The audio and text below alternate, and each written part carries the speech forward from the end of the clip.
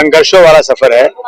ये सफर जुल्म और नाइंसाफी के खिलाफ लड़ने वाला सफर है और ये लड़ रहे हैं। अब जनता ने यहाँ की इसको अप्रिशिएट किया है, तो मुझे खुशकिस्मती मेरी एक भाई लोगों ने इस बात को नोट किया कि भाई 30 साल के सफर में हमने कोई अच्छे काम किए हैं, इसलिए उन्होंने बुलाया मुझे यहाँ पर। मैं इनका बहुत शुक्रिया अदा करना चाहता हूँ और ये हमारा सफर जारी और सारी रहेगा। आप हमेशा भिवंडी के ऊपर, भिवंडी के कार्यकर्ताओं के ऊपर प्यार देता है, लेकिन हमेशा आपको यहाँ से गद्दारी मिले, बहुत सारे लोग आपको छोड़कर भाग जाते हैं। क्या होता है ना कि छोटी पार्टियां जल्दी टूट जाती हैं, वो लालची लोग। आज आइडियोलॉजी के लोग नहीं है, वसूल वाले लोग नहीं है, दुकानदारी हो गई है कि कहाँ ज्यादा पैसा मिले, कहाँ ज्यादा फायदा हो। वसूल कुछ भी नहीं, वो समाजवादी टिकट मांगेंगे, बाद में बीजेपी में चले जाएंगे, बाद में शिवसेना में भी चले जाएंगे, कहीं भी चले जाएंगे। मुझे कार्यकर्ता चाहिए आइडियोलॉजी वाला, जो कार्यकर्ता समाज के लिए कुछ करना चाहता है, जो डॉक्टर भीमराव अंबेडकर, गांधी जी, मौलाना अब्दुल कलाम आजाद के ख्यालों पर काम करने वाला हो, जो पैसे का लालची ना हो, बल्कि अपनी जिंदगी जो है ना संघर्षों में गुजारे, जुल्म के खिलाफ आवाज उठाए। ऐसे कार्यकर्ताओं की तलाश में मैं भागता रहता हूँ। नहीं, हमारे आमदार कभी नहीं आते हमारे प्रोग्राम में, हम आपको खुल के बोल रहे हैं। वजह यह है कि वो अपनी दुकान अलग चला रहे हैं। जो लोग आपके साथ गद्दारी करते हैं, आप उन्हें पार्टी से निकालते क्यों नहीं? इसलिए हम आपको मीडिया में नहीं बोलेंगे, नहीं तो गड़बड़ हो जाएगा। हम जो है ना वो सबक सिखाएंगे। अच्छा सर, मीडिया वाले के एक सवाल पे आपने कहा था कि चमचागिरी का मतलब बताइए सर। चमचागिरी का मतलब आप नहीं जानते क्या? चमचागिरी का मतलब कि जो है चापलूसी, जबरदस्ती की चापलूसी, किसी की तारीफ करना।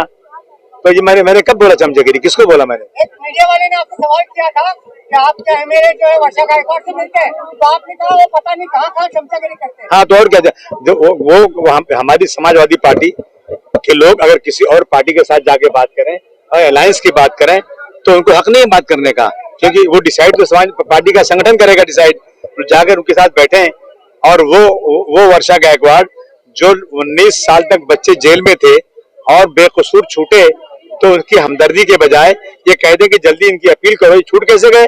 ऐसे लोगों के साथ मेरा पार्टी का आदमी मिलेगा तो मैं उसकी मुखालफत करूंगा। वंदे मातरम को लेकर आशीष शेलार ने आपके ऊपर टिप्पणी की है क्या?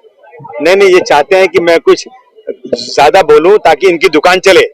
देखिए, मैं कह रहा हूं ना कि मुसलमान बहुत से ऐसे हैं जो शरीयत में मना है वो भी करते हैं, शराब भी पीते हैं और दूसरे गलत काम भी करते हैं। और अगर वो मुसलमान को पढ़े जाकर वंदे मातरम, तो मेरी ताकत नहीं, मैं रोकूंगा, मैं क्यों रोकूं? लेकिन जो मुसलमान शरीयत को मानते हैं और सच्चे मुसलमान हैं, वो इसलिए नहीं पढ़ेंगे कि अल्लाह के अलावा और किसी की वंदना करना इस्लाम में जायज नहीं है। जिसने सूरज चांद बनाया, जमीन आसमान बनाया, वो एक मालिक है। हम एक ही मालिक को मानते हैं।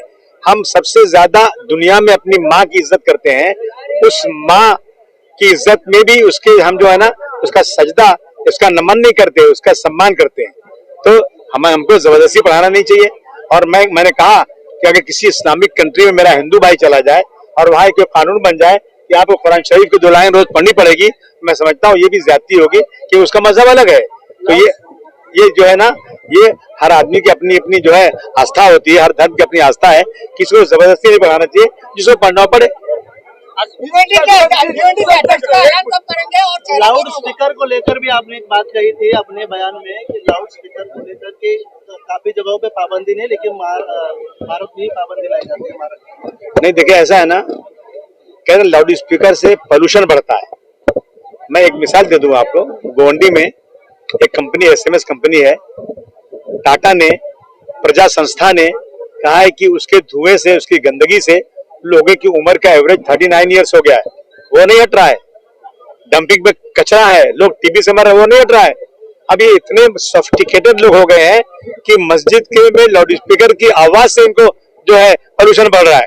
तो ये तो एक बहाना है ना, सिर्फ और सिर्फ मुसलमानों को तंग करना, उनकी जमीन तंग करना। उनके खिलाफ जितना काम करेंगे, उनको लगता है कि वही बोल करके ये सत्ता में आराम से आ सकते हैं, डेवलपमेंट कुछ नहीं करेंगे, लेकिन मुसलमानों को सताएंगे तो मेजॉरिटी खुश हो जाएगी।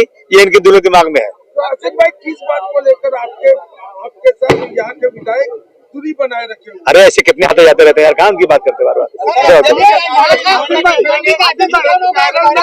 अरे कांग्रेस ने विरोध करने के अध्यक्ष का ऐलान बहुत जल्द करेंगे, यहाँ बहुत जल्द करेंगे। हाँ क्या?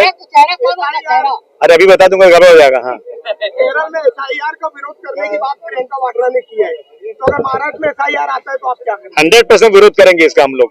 इसके लिए हम रणनीति बनाएंगे और विरोध करेंगे इसका। पूर्व बीजेपी विधायक ने एक भड़काऊ भाषण दिया कि 10 मुस्लिम लड़कियों के मतलब हिंदू करिए तो आपको विवाह का भी खर्चा दिया जाएगा, साथ में नौकरी दी जाएगी। ये जो है ना अहंकार हो गया, दिमाग खराब हो गया है। सरकार की मिली छूट है, अगर ये उसके रिएक्शन में कोई और कह देगा वो जेल चला जाएगा।